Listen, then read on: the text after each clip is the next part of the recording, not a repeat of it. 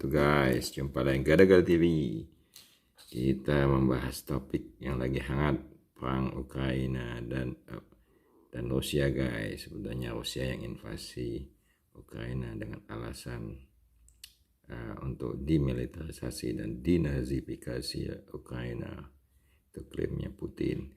Nah ini guys, kita membahas negara-negara mana yang membantu senjata ke Ukraina. Makanya sejauh ini Ukraina bisa bertahan melawan serangan Rusia yang lebih kuat dan lebih canggih. Ini negara-negara yang dalam foto ini yang saya ambil dari Al Jazeera. Itu ada Belgium, Belgia, Kanada, Czech Republic, Czechoslovakia, Prancis, Jerman, Yunani, Portugal, Romania, Spain, kemudian Swedia, Belanda, Inggris, dan US guys. Itu negara-negara yang membantu senjata ke Ukraina yang menyebabkan Rusia belum dapat menguasai Kiev, ibu kota, dan merubah kepemimpinan di Ukraina. Itu tujuan Putin sebenarnya, regime change. Jadi si Zelensky itu sebenarnya ya dia sangat pro Amerika, dan Rusia khawatir karena Ukraina akan masuk NATO dan itu ancaman bagi Rusia. Makanya diserang, tapi intel Barat tidak menyangka Rusia akan menyerang total. Mereka menyangka hanya di bagian selatan, di atas Crimea, karena Crimea 3 tahun lalu diambil. Oke guys, kita baca berikutnya lagi. Negara-negara tadi kita detailkan. Ini kita US ini akan mengirim senjata dengan sebanyak 350 juta US. Di dalam perjanjian itu mereka akan mengirim Javelin anti-tank weapon dan Stinger missile to shoot down aircraft. Ini untuk semirip bazooka nih. Saya bukan ahli militer, cuman sepertinya ini untuk menembak pesawat atau helikopter. Ini juga termasuk anti armor, senjata-senjata ringan, body armor ya, penutup badan ya, dan amunisi untuk tentara Ukraina di garis depan guys. Kemudian sebelumnya tahun lalu Amerika juga telah mengirim $1 miliar keamanan security assistant ke Ukraina. Nah ini dalam bentuk pelatihan ke tentara Ukraina. Itu yang saya baca, makanya tentara Ukraina cukup terlatih karena dilatih oleh NATO guys. Kemudian Eropa Union juga membantu sebanyak 450 juta euro atau 2 juta untuk ke Kiev juga. Itu dalam bentuk ini banyak dalam bentuk fighter jets, jadi banyak pesawat tempur. Kemudian Inggris juga anti armor defensive weapon, jadi seperti ya untuk bazooka untuk menembakin anti armor tank baja guys. Dan senjata berat lainnya, senjata berat dari armornya Rusia. Kemudian ini Inggris tadi juga, kemudian Prancis juga telah mengirimkan bantuan militer. Dia juga sesuai requestnya Ukraina, defensive aircraft and digital weapon. Jadi untuk alat anti aircraft, anti pesawat, dan alat-alat digital guys untuk perang. Kemudian Belanda menyuplai roket dan anti tank ke Ukraina. Itu juga Belanda akan mengirim 200 Stinger Air Defense roket yang ini lagi yang roket 200, banyak roket yang langsung menembak ke udara untuk menembak pesawat. dan 50 Panzerfaust 3 anti-tank weapon with 400 roket. Dan juga untuk anti-tank lagi banyak 400 roket. Itu Belanda. Kemudian juga Belanda masih berpikir mau menyerang Patriot Air Defense System. Itu lagi untuk mungkin seperti apa, kalau ada serangan dari rudal mungkin bisa ditolak dengan Patriot Air Defense System. Kemudian Jerman akan menyuplai Ukraina 1000 anti-tank weapon. Banyak juga nih, 500 Stinger surface to air missile. Jadi ini Stinger dari darat ke udara missile untuk melawan Rusia. Jerman juga banyak mengirim. Tadi mana Jerman tadi? Jadi sekarang Jerman juga mulai memperkuat tentaranya guys, karena kejadian invasi Rusia. Jerman biasa selama ini mencoba lebih minimal dalam membangun tentaranya. Sekarang secara maksimal akan, kalau tidak salah 100 miliar euro setiap tahunnya akan dipakai untuk membangun tentaranya. Kanada walaupun jauh juga mengirimkan senjata ke Ukraina sebanyak 394 juta, cukup banyak. Kemudian Swedia, Norwegia, dan Denmark mengirim 5.000 anti-tank.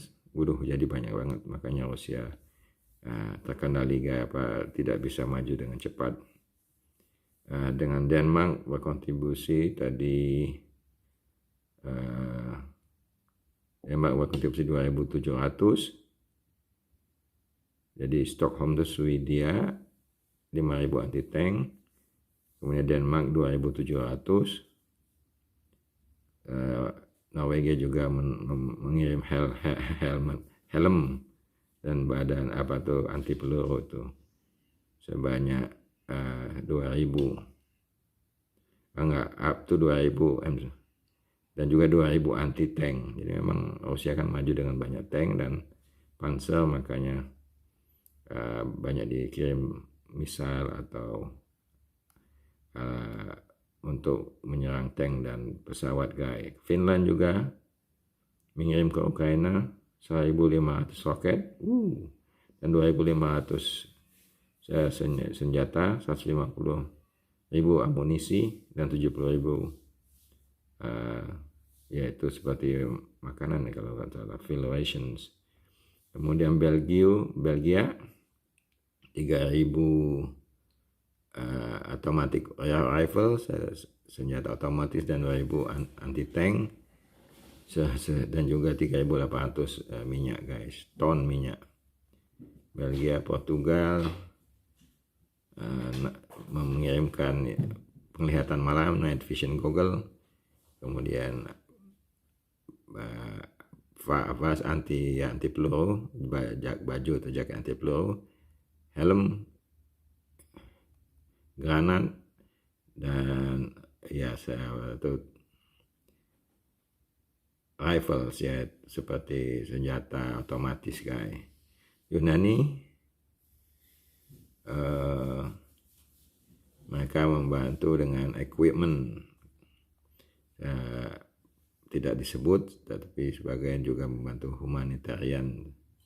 Kemudian Romania membantu untuk, kalau lebih ke medical, 11 military hospital, mengirim juga minyak, mengirim juga bulletproof vest, kemudian helm dan militer material lainnya, tapi sedikit, hanya 3,3 juta dolar. Spanyol mengirim 1.370 granat, kemudian 700.000 amunisi dan senjata ringan lainnya. Czech Republic, Prague akan mengirim 4.000 mortar, kemudian 30.000 pistol, 7.000 otomatis, 3.000 otomatis, 7.000 senjata, many sniper rifles and million bullet, dan juga banyak peluru serta senjata sniper. Oke. Kemudian Kroasia 16 juta euro untuk mengirim ke Ukraina, termasuk body armor. Itu demikian guys, itu tadi kita baca dari Al Jazeera mengenai negara-negara mana saja yang telah mengirim senjata untuk membantu Ukraina. Jadi memang bantuannya cukup banyak negara-negara ini guys, dan ya semoga nanti pencet ya videonya, video perang.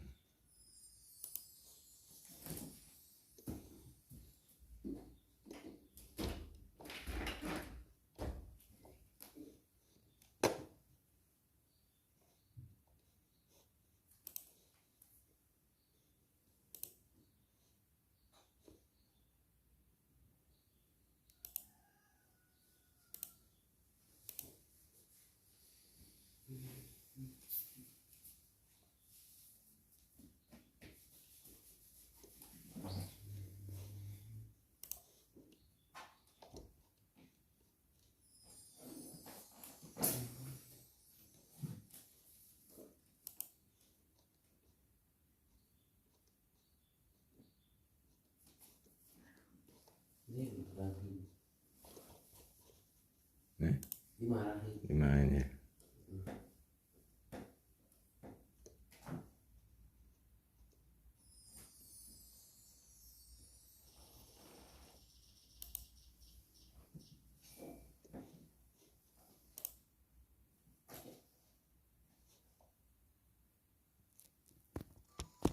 Russia's invasion of Ukraine is in its second week. Some expecting a quick victory. Are Moscow's objectives being met, and how far is the West prepared to go in supporting Ukraine militarily? This is Inside Story. Since Russia's president launched the invasion against government in Kyiv, what's happened their advance for now? Russian units are reported to be suffering from poor logistics and low morale, and they face strong forces have slowed their advance for now.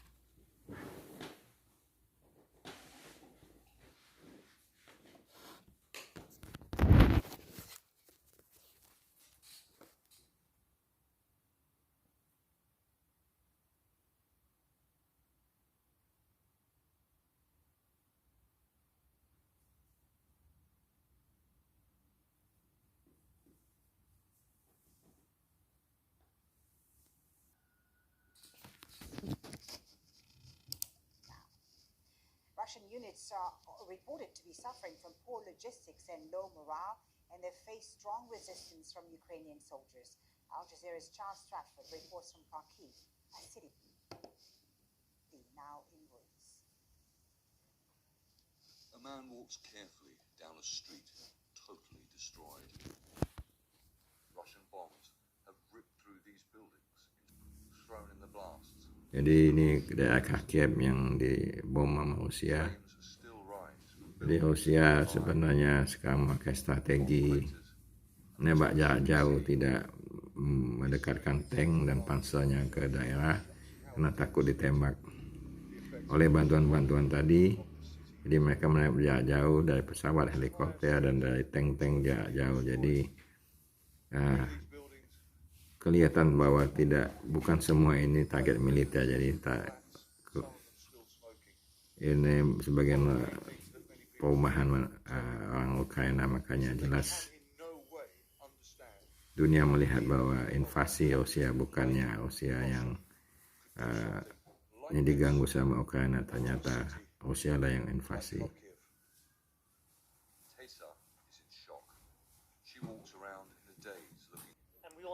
Ini beberapa hari lalu Presiden Putin mengakui bahwa militernya tidak terlalu cepat maju dan juga menyiapkan masyarakatnya kemungkinan banyak casualties atau yang bisa meninggal. Dilaporkan oleh Rusia hanya 400, namun Ukraina mengklaim 5.000 dari tentara Rusia yang sudah meninggal. Ini senjata Ukraina, guys. Kodenya V, kalau yang Rusia biasanya Z ya. Nah, ada juga bagian perang ya, perang mengenai informasi. Juga jelas Ukraina menang. Kalau di Rusia sekarang ada hukum, kalau menentang perang akan dihukum 15 tahun, guys. Jadi presidennya udah otoriter, lebih otoriter lagi dengan sejak perang ini.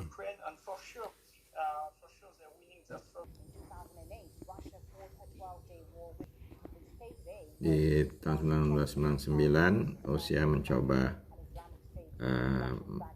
menyerang Chechnya, karena Chechnya kan salah satu yang merdeka dari Rusia. Kemudian 2008 Rusia juga menginvasi Georgia.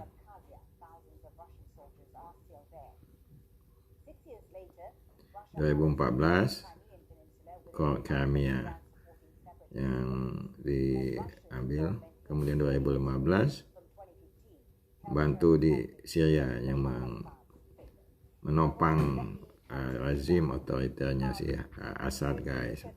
Hanya banyak yang berdemo untuk demokrasi pun terbunuh, guys. Di pengalaman Rusia ini membuat Rusia pede untuk masuk ke Ukraina. Namun ternyata perlawanan tentara Ukraina yang mempunyai spirit yang tinggi dan ya berjuang demi negaranya bisa bertahan, dan sampai saat ini udah hari ke-14 masuk hari 15, Rusia belum bisa menguasai Kiev, ibu kotanya, dan lazim change di Ukraina. Propaganda, some disinformation. So we are seeing some attempt from Russia to push. Ini guys, Ukraina juga menang dari perang informasinya. Jadi akhirnya dari perang informasi kalah di lapangan juga pelan. Rusia menembakin misal dari jarak jauh, guys. Ini di dalam diskusi di Al Jazeera ini pun kelihatan memang Rusia berhasil mengebom, namun kemajuannya dihambat. Analis Rusia tadi, guys, mengatakan perang akan lebih panjang dan bisa juga menjadi perang lebih besar, juga bisa menyebabkan perang dunia ketiga karena ada nuklir, guys, Rusia.